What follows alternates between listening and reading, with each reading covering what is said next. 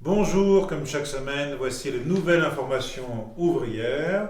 Aujourd'hui, le numéro du 21 novembre 2014. À la une, le gouvernement vient d'adopter un budget rectificatif pour 2014, de nouvelles coupes dans le budget pour financer la guerre.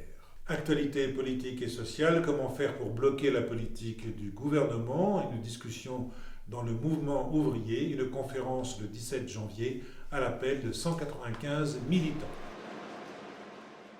En page 2, le gouvernement a donc décidé une rallonge budgétaire pour la guerre, 600 millions de plus, tandis que 200 millions sont retirés au budget de l'éducation nationale.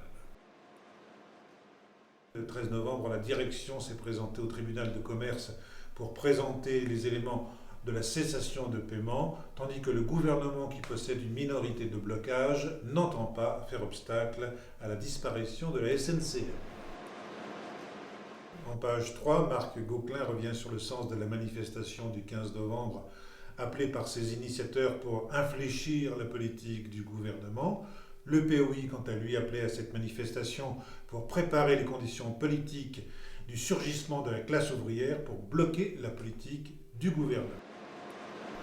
En page 4, un article dans le cadre de la préparation de la conférence ouvrière du 17 janvier, la présence de délégués du personnel remise en cause dans les entreprises de 11 à 50 salariés, la parole à Yassine Hadjhamou, délégué CGT et inspecteur du travail. Page 6, un communiqué de Jean Barthelin et Gérard Chivardi aux 1200 signataires de la pétition pour le retrait des projets de loi sur la réforme territoriale. International, Afrique du Sud, la direction de la COSATU exclut le syndicat des métallos NUMSA. En page 12, une déclaration du Parti ouvrier socialiste internationaliste en Espagne. Le peuple de Catalogne continue sa lutte pour la souveraineté. Ce matin, une mère de famille affolée m'a confié qu'elle avait du mal à joindre les deux bouts. En particulier, sa taxe d'habitation a augmenté cette année de 400 €.